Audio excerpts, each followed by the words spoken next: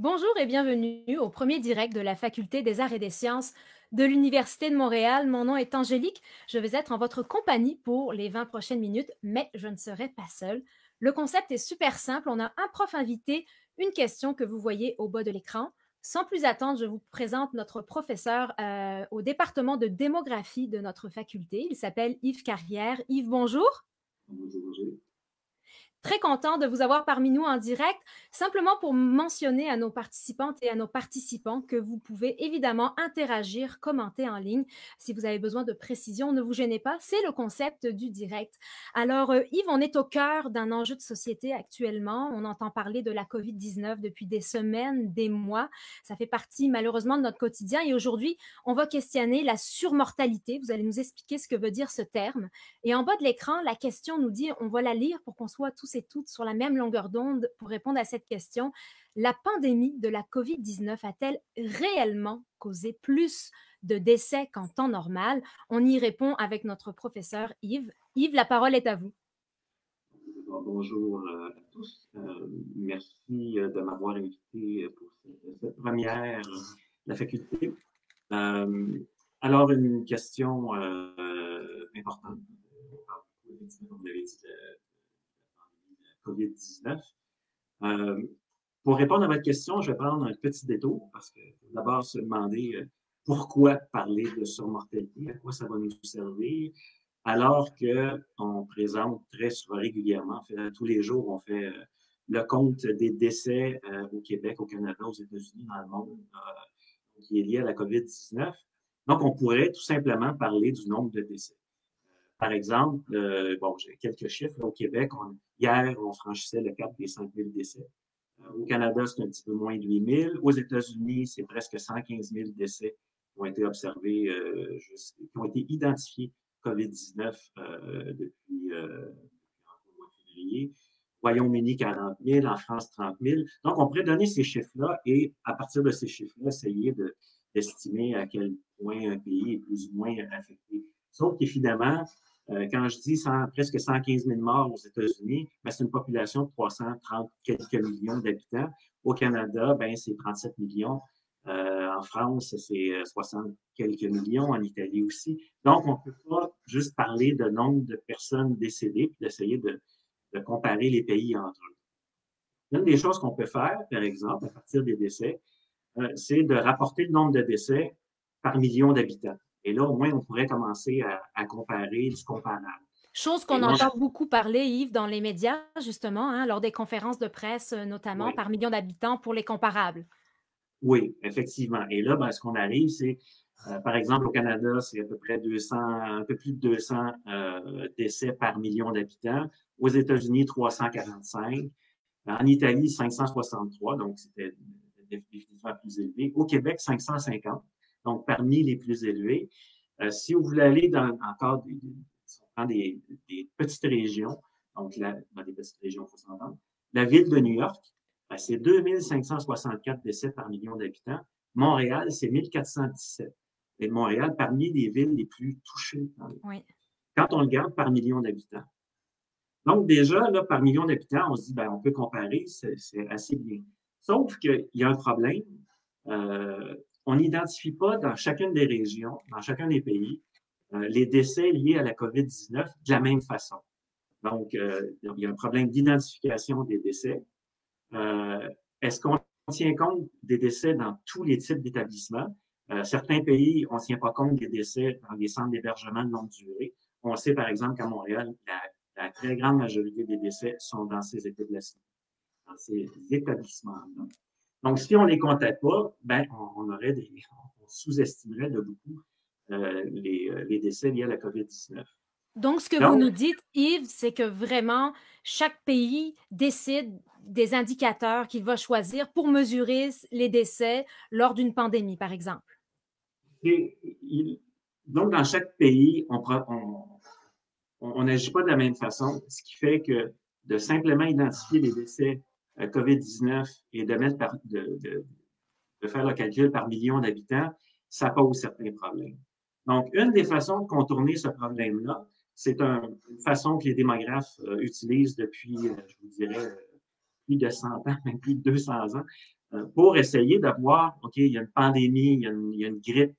Donc, qu'est-ce qu'on pourrait faire pour voir si, effectivement, il y a surmortalité? Donc, plus de décès que ce qu'on s'attendrait de voir en temps normal. Donc, on se pose la question, évidemment, au Québec. On parle de différents pays, puis j'imagine que vous allez nous amener sur cette question-là dans notre province. Oui, et en fait, on se pose cette question-là en démographie, même quand, je sais pas, il y a une vague de chaleur. Il y a eu une vague de chaleur il y a peut-être 10-12 ans là, en Europe, et il y a eu beaucoup de décès qui ont été liés à la vague de chaleur. L'une des façons de savoir jusqu'à quel point il y a eu des décès, ben, on regarde, on fait une évaluation de la surmortalité. Donc, parce que prévoir la mortalité, c'est un exercice relativement facile en démographie sur une courte période de temps. C'est sûr, si on veut faire des projections dans 20 ou dans 30 ans, c'est un peu plus compliqué. Même malgré ça, on risque de pas trop se tromper. On va se tromper, c'est certain. Il s'agit juste de voir jusqu'à quel point on va se tromper. Mais sur des décès que je projette, des projections sur l'année prochaine, ou se placer sur les décès observés, disons, dans les 3 dernières années, et de projeter à partir de ces décès-là, les décès qu'on devrait observer même à chaque semaine en 2020, c'est possible de le faire. Et donc, c'est à partir de ça qu'on va être capable d'évaluer à quel point il y a surmortalité ou pas. Donc, on peut regarder le premier graphique qu'on a produit. Ce que vous avez sur ce graphique-là, donc les décès par semaine, selon le sexe au Québec, on prend la moyenne de 2017-2019, qui est la ligne qui fait les 52 semaines. OK? Donc, c'est ce qu'on aurait prévu à chacune des semaines de l'année en fonction de la moyenne des décès qu'on a observés de 2017 à 2019. En bleu pâle, c'est pour les hommes, en rose, c'est pour les femmes. Le bout, la partie de courbe que vous voyez qui n'est pas complète, donc c'est les décès en 2020, l'année n'est pas complétée, donc on n'a pas observé des décès pour le mois de juillet, on n'est pas rendu. Donc, on s'arrête ici à la 19e semaine de l'année, qui est la première semaine du mois de mai. Et ce que vous avez, c'est les décès qui ont été observés pour les femmes en rouge, pour les hommes en bleu. Et tout de suite, vous pouvez voir à quel point le nombre de décès qui a été observé est nettement plus élevé que ce qu'on se serait attendu compte tenu de la moyenne observée entre 2017 et 2019. Même qu'on voit là, pour les hommes, c'est une surmortalité de plus de 50 54 Chez les femmes, on est presque à 60 de surmortalité. Donc, c'est pas un détail, c'est vraiment beaucoup plus de décès que ce qu'on aurait observé en temps normal. Donc, quand je parle des pourcentages, c'est pour la semaine du 26 avril, qui pour le moment a été là, le sommet, le pic de mortalité qu'on a observé là, dernièrement.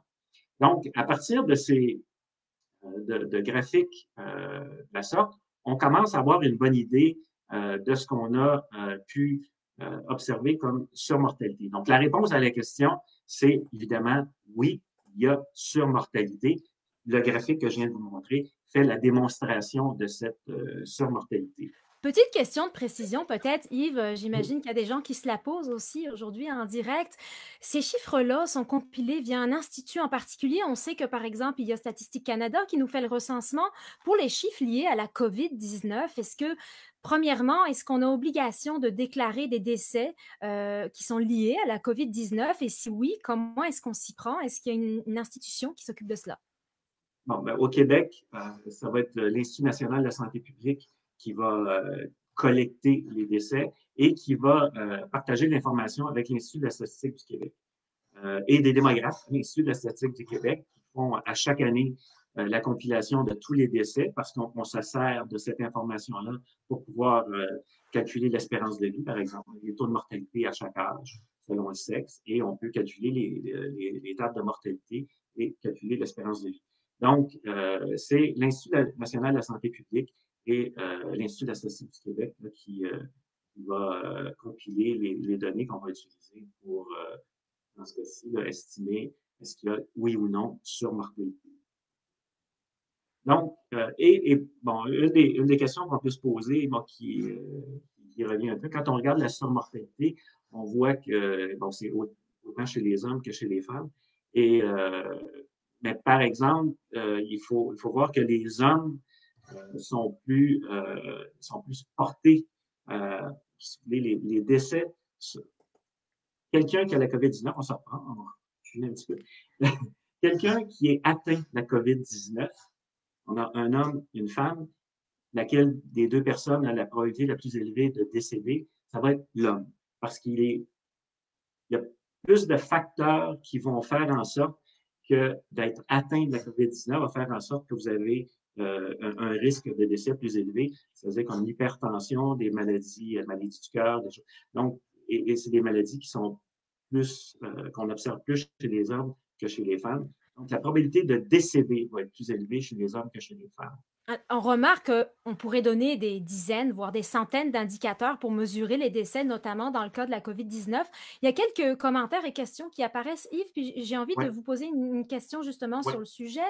On nous demande si les chiffres, par exemple, prennent-ils en compte les décès hors hôpitaux? Est-ce que ça, c'est quelque chose qui est défini, qui n'est pas défini, qui est flou? Oui, ça, bon, là, si on parle du Québec, il n'y a aucun problème. Les décès dans les centres d'hébergement pour personnes âgées, dans les maisons de retraités, dans les domiciles ou dans les hôpitaux vont être recensés. Comme je disais D'accord. tantôt au tout début, c'est pas le cas de tous les pays. Donc, c'est pour ça que je disais, il faut faire attention quand on compare le nombre de décès par million d'habitants, parce que qu'est-ce qu'on a identifié comme un décès COVID-19? Il y a la façon d'identifier, mais il y a aussi, est-ce qu'on tient compte des décès dans différents types d'établissements? Dans Donc, le la fond, question est bonne. si on résume, Yves, sans vouloir vous couper, c'est que chacun a un petit peu sa recette et puis son mode d'emploi pour mesurer les décès. Et, malheureusement, tous les pays ne font pas le décompte de la même façon, ce qui rend les comparaisons plus difficiles. C'est pour ça aussi que quand on regarde la surmortalité, ben là, on a tous les décès, qu'on les a identifiés COVID-19 ou pas, Non. on a tous les décès. Et on peut les comparer aux décès qui étaient attendus. Et ça, on peut faire ça pour tous les pays qui ont des données relativement solides. En démographie, c'est un de nos dadas, c'est de la qualité des données. Donc, mais des pays qui ont des données qui sont assez comparables en termes de qualité et de recensement de décès, ben oui, on peut les comparer de cette façon. Alors, c'est très intéressant. Yves, juste avant de vous laisser poursuivre, simplement mentionner à nos participants et nos participantes qu'on a un petit peu de pixelisation parfois à l'écran. Soyez pas inquiets, restez parmi nous. Yves est toujours là. L'audio ne décrochera pas, même si on a un petit peu de pixelisation par la suite. Puis le sujet que nous abordons n'est pas forcément toujours très joyeux. Alors, je ne sais pas si ça vient de ça. Yves, je vous laisse poursuivre. Donc, ben, on peut passer. Voilà, on parlait de la surmortalité en général, mais on peut Oui. s'intéresser à la surmortalité par groupe d'âge. Parce qu'une fois qu'on dit que oui, il y a une surmortalité, on peut se demander est-ce que ça frappe autant les jeunes que les plus âgés? Donc, si on regarde le deuxième graphique qui va présenter la surmortalité, mais selon le groupe d'âge. Et ce que vous pouvez voir, ce que vous avez encore là, c'est les 52 semaines de l'année. La courbe en bleu pâle, c'est les décès attendus chez les 70 ans et plus. Et en rose, sur la ligne là, qui est sur les 52 semaines, ce que vous avez, c'est les décès attendus chez les 50-69 ans. Et là, vous pouvez voir tout de suite à quel point, oui, il y a un groupe d'âge qui est beaucoup plus affecté par la COVID-19. En fait, en termes de mortalité, ça ne veut pas dire que les jeunes sont moins susceptibles d'être affectés par la COVID-19, mais sont beaucoup moins susceptibles d'en mourir. Et là, ce que vous voyez, c'est quand on compare les décès attendus, la ligne bleu pâle avec la ligne bleu foncé. La ligne bleu foncé, c'est les décès observés chez les 70 ans et plus. Vous voyez là qu'au pic, là, au sommet, c'est presque 70 de plus de décès observés que ce qu'on s'attendait à voir. Ça, c'était au cours là, vers la fin du mois d'avril. donc qui était là au sommet là, de la pandémie jusqu'à maintenant. Donc, et chez le groupe un petit peu plus jeune, les 50-69 ans, on voit qu'il y a une surmortalité. Au pic, là, au sommet, c'est autour de 28 c'est nettement moins fort que chez les personnes de 70 ans et plus. Si on allait chez les plus jeunes, ben là, on se rendrait compte qu'il n'y a pas vraiment de surmortalité. Les plus jeunes, là, par exemple, les moins de 30 ans, il y a très, très peu de mortalité observée. Comme je disais tantôt, ça ne veut pas dire qu'ils sont moins susceptibles d'attraper la COVID-19. Mais Justement, dans, Yves, Justement, Yves, on a une question sur ce sujet. Le hasard fait que ça nous amène sur la question aussi des enfants. On parle beaucoup des personnes souvent plus âgées. Une personne nous demande, les enfants sont-ils vraiment moins vecteurs du virus et donc plus à risque de décès? Est-ce que les mesures qu'on a présentées ou qu'on pourrait présenter nous donnent des indicateurs pour pouvoir répondre concrètement à cette question-là ou c'est trop prématuré pour être capable de répondre oui ou non? bon, il y a beaucoup de choses qui se disent. Moi, je suis pas un spécialiste là, de la pandémie comme telle et qui est vecteur ou qui. Mais bon, je lis les mêmes choses que tout le monde et des collègues avec qui je travaille qui sont plus au courant et sont plus à même de répondre à ce genre de questions. Mais c'est sûr que si on parle de surmortalité, absolument pas. OK? Chez les enfants, là, non. Les enfants qui meurent de la COVID-19, là, je pense qu'on peut les compter là, sur les doigts peut-être de deux mains, mais c'est très peu. Vecteur aussi, et c'est une des raisons pour lesquelles on ouvre les garderies, parce qu'on se dit que à date, les analyses, les études montrent qu'ils sont moins vecteurs, donc ils ont moins de chances de, de donner, d'affecter des gens qui sont dans leur entourage, donc les parents, par exemple. Donc, Ça oui, pourrait En fait, cette question-là pourrait quasiment faire l'objet d'un Facebook en direct, spécifiquement sur d'autres données, effectivement, avec un entonnoir un peu plus resserré sur la question.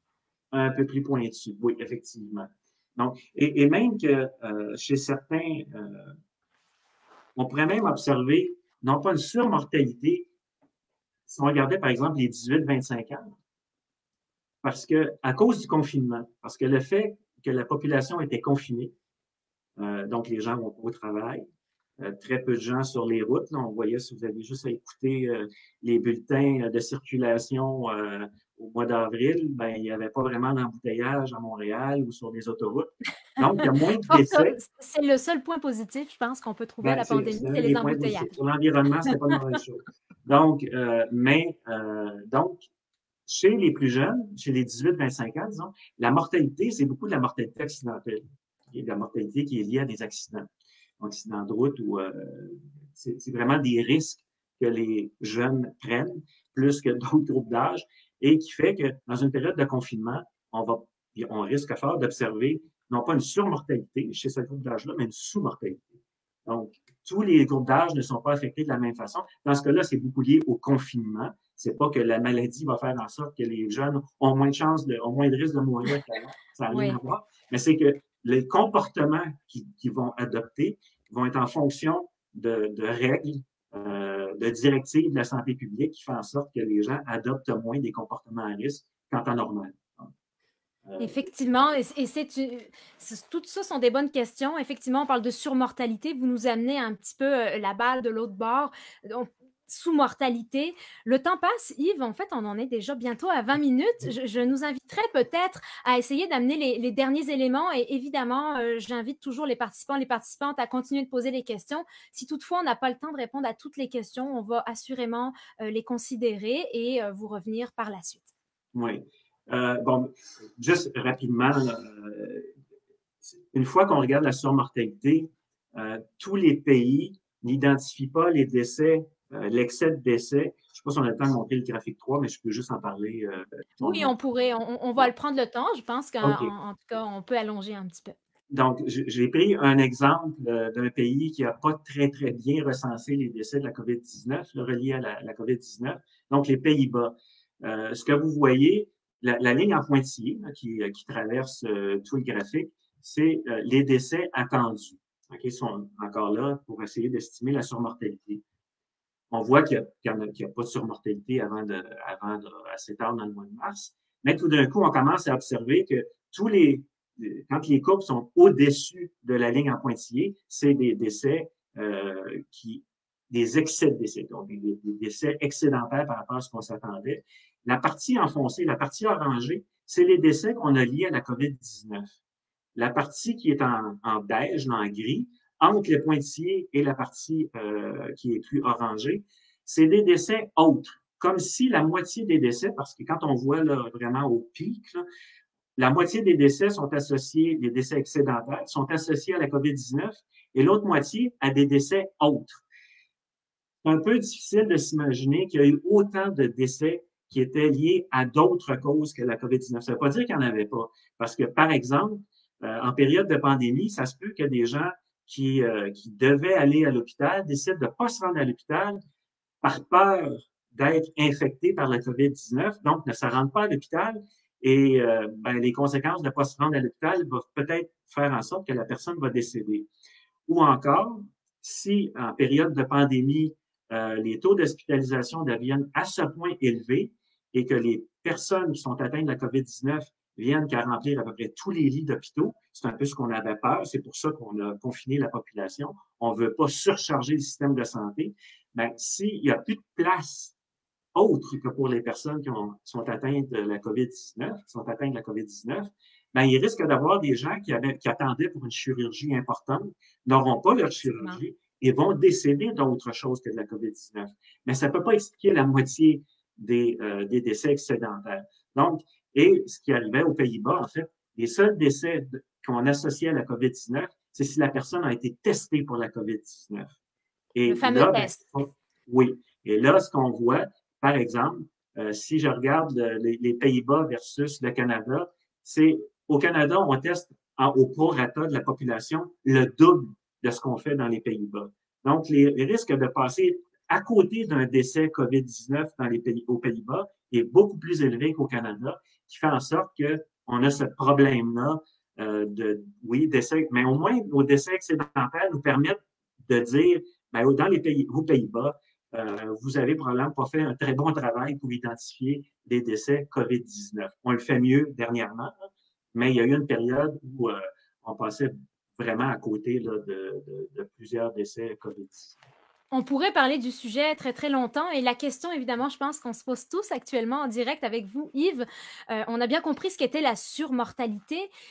Instinctivement, moi, au début de notre direct, j'aurais eu envie de dire, bien sûr qu'il y a une surmortalité, on est en période de pandémie, mais c'est pas aussi simple que ça, c'est ça que je comprends actuellement. Mais si je vous pose concrètement la question, on a eu des bribes de réponse, est-ce que la pandémie de la COVID-19 a réellement causé plus de décès qu'en temps normal? Est-ce qu'on est capable d'affirmer cette chose-là ou est-ce qu'on a besoin de temps pour pouvoir avoir de nouvelles données, de nouveaux indicateurs, de nouvelles analyses et être capable d'affirmer que réellement il y a eu de la surmortalité pour la COVID-19? Non, la meilleure chose qu'on peut faire, c'est attendre pendant au moins une année et d'avoir des décès à chaque semaine pour 52 semaines. Par exemple, on sait que c'est beaucoup des personnes de 80-90 ans et plus qui sont décédées. Quelqu'un pourrait dire, c'est des personnes, elles sont mortes au mois d'avril à cause de la COVID-19. Si ça n'avait pas été de la COVID-19, peut-être qu'elles seraient mortes au mois d'octobre ou au mois de novembre. Donc, est-ce qu'au mois d'octobre ou au mois de novembre, on va observer une sous-mortalité qui fait en sorte qu'au total pour l'année, l'excès de mortalité qu'on observe au mois de mars, au mois d'avril, au mois de mai, il y aurait une contrepartie à ça qui serait une sous-mortalité plus tard dans l'année. Moi, je vous dis tout de suite, c'est pas ça qu'on va observer, mais peut-être qu'il va y avoir, par exemple, on va peut-être être un peu en dessous des décès attendus s'il fallait que la pandémie régresse de façon extrêmement importante et qu'il y ait eu beaucoup de décès qui ont été précipités à cause de la COVID-19. Mais en gros, on se dit, oui, il va y avoir surmortalité, comme il y a surmortalité pendant les périodes de grippe extrêmement fortes. C'est pas autant qu'on l'observe aujourd'hui avec la COVID-19, mais l'année prochaine, on pourra se rencontrer et avec se plaisir. reposer la question et dire, est-ce que, ce qu'on avait dit l'année passée, là, au mois de juin, est-ce que c'est encore vrai quand on regarde, maintenant qu'on a tous les décès qui ont été observés en 2020, est-ce qu'on peut vraiment dire qu'il y a eu une mortalité? La réponse va être oui. Mais est-ce qu'on va nuancer un peu? Ben, on verra rendu. On le saura. Je pense que c'est un rendez-vous, Yves. En tout cas, moi, j'y serai. J'espère que vous y serez aussi et que les participants, participantes le seront. Ce qu'on comprend, c'est qu'en démographie, on mesure, on analyse, on recherche. Donc, c'est une science qui n'est pas exacte nécessairement, mais qui demande beaucoup de tact et beaucoup de travail d'équipe, j'imagine, en arrière. On ne fait pas ça tout seul. Effectivement, il y a tout un rouage qui va avec cela. On a parlé de COVID-19, de surmortalité. On aurait pu parler de naissance, de migration, etc., etc. Les sujets sont multiples. Je pense qu'on n'a pas assez d'une vie pour les passer. Yves, on vous remercie beaucoup pour votre... On sent un homme passionné. Si je peux faire juste une petite remarque. Au Québec, si on recense relativement bien, c'est parce qu'on a des démographes à l'Institut de la statistique du Québec, à l'Institut national de la santé publique. Donc, on est bien, grillé en bon français en termes de démographes. Et comme ce sont des gens qui questionnent beaucoup la qualité des données et qui se posent beaucoup de questions, ça aide d'avoir des données. Alors, continuez à nous poser des questions. Si vous qui nous regardez en direct, vous avez des questions, on vous invite aussi à aller en savoir plus sur la démographie sur le site internet demo.umontréal.ca, demo, D-E-M-O. .umontréal.ca. Vous allez trouver pas mal d'informations sur ce site internet-là. Yves, on vous remercie pour, premièrement, votre temps, votre passion, évidemment. Merci beaucoup d'avoir été parmi nous. Merci à vous, ça m'a fait plaisir. Et évidemment, vous pouvez continuer à nous poser des questions en dessous de la vidéo. Vous pouvez nous les envoyer en privé sur Messenger. Il nous fera grand plaisir d'y répondre. Et si vous avez des idées, des suggestions pour de prochains Facebook Direct, c'était le premier. On a ouvert le bal. Merci Yves d'avoir ouvert le bal avec nous aujourd'hui. Et dès la semaine prochaine, on se retrouve pour un prochain Facebook en direct. Suivez-nous sur les réseaux sociaux. Toutes les infos y seront. Merci infiniment à vous tous, participants, participantes. Merci Yves et au plaisir d'une prochaine rencontre. Donc l'année prochaine, c'est bien ça? Oui, c'est très bien ça. Bonne journée. Merci beaucoup. Bonne journée.